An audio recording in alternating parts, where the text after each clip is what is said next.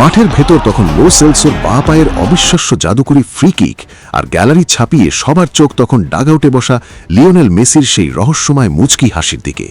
আলজেরিয়ার বিপক্ষে আর্জেন্টিনার এই গোলটি যেন পূর্ণতাই পেল মহাতারকার ওই এক চিলটে হাসিতে। কিন্তু বিশ্ব চ্যাম্পিয়নদের এমন দাপুটে জয়ের রাতেও কেন বেঞ্চে বসে কাটাতে হলো ফুটবল ঈশ্বরকে? কেন লিওনেল স্কেলোনি তার প্রধান অস্ত্রকে ছাড়াই রণক্ষেত্রে নামলেন? এটি কি শুধুই দলের নতুন কারিগর গড়ার চতুর কৌশল, নাকি এর পেছনে লুকিয়ে আছে অন্য কোনো গভীর ইঙ্গিত? অনেকেই বলছেন এটাই প্রকৃত লিডারশিপ, এভাবেই হয়তো মেসি তৈরি করে যাচ্ছেন তার উত্তরসূরিদের। তবে এই সিদ্ধান্তের আড়ালে কি শুধুই দেশপ্রেম, নাকি টুর্নামেন্টের লম্বা রেসের কথা ভেবে এক ধরনের সফট ডিপ্লোমেসি? খেলার মাঠের এই কৌশলগত ক্ষমতা প্রদর্শনী ও নেতৃত্বের মারপ্যাচকে রাষ্ট্রবিজ্ঞানের ভাষায় বলা হয় ব্যালেন্স অফ পাওয়ার বা শক্তির ভারসাম্য। সোজা বাংলায় বলতে গেলে, যখন কোনো পরাশক্তি তাদের প্রধান হাতিয়ারকে আড়ালে রেখেও প্রতিপক্ষের ওপর আধিপত্য বজায় রাখে এবং একই সাথে দলের ভেতরের অন্যান্য শক্তিকে বিকশিত করার সুযোগ দেয়, আন্তর্জাতিক রাজনীতিতে সেটাই হলো এই থিওরি। আর আলজেরিয়ার বিপক্ষে লিওনেল মেসি ডাগআউটে বসে ঠিক এই কাজটিই করেছেন। স্কেলোনির সিদ্ধান্তকে সম্মান জানিয়ে 2 ম্যাচে 5 গোল করার অবিশ্বাস্য ক্ষুধার মাঝেও তিনি আজ কেবল একজন শান্ত পর্যবেক্ষক।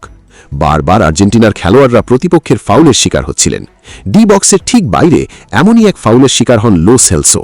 সেখান থেকে বাঁ পায়ের অবিশ্বাস্য সুন্দর ফ্রি কিক সরাসরি আলজেরিয়ার জালে। অসাধারণ ফিনিশিং, চোখ জুড়ানো গোল। গ্যালারিতে তখন গগনবিদারী উল্লাস। তবে ততক্ষণে ক্যামেরা পৌঁছে গেছে আর্জেন্টাইন অধিনায়ক লিওনেল মেসির কাছে। বেঞ্চে বসে তার ওই মুচকি হাসিতে কি বুঝালেন মেসি? তার দল এভাবেই নিজে হাতে তৈরি করে যাচ্ছেন কি তবে মেসি? তিনি না থাকলেও যে দলের কোনো অভাব হবে না, তা হয়তো মেসি নিজেই সৃষ্টি করে যাবেন দলে। কখনো ডাগআউট থেকে উঠে সতীর্থদের উৎসাহ দিচ্ছেন, কখনো বসেই তাদের খেলা পর্যবেক্ষণ করছিলেন। এটাই তো মেসি, এটাই যেন সেই আর্জেন্টাইন প্রাণভোমরা লিওনেল মেসি।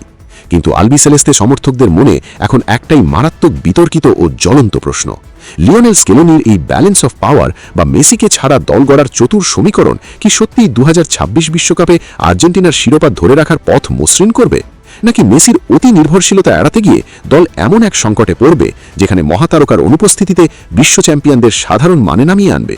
আপনার ক্ষুরধার ও বিতর্কিত মতামত এখনই আমাদের কমেন্ট বক্সে ঝড় তুলে জানান।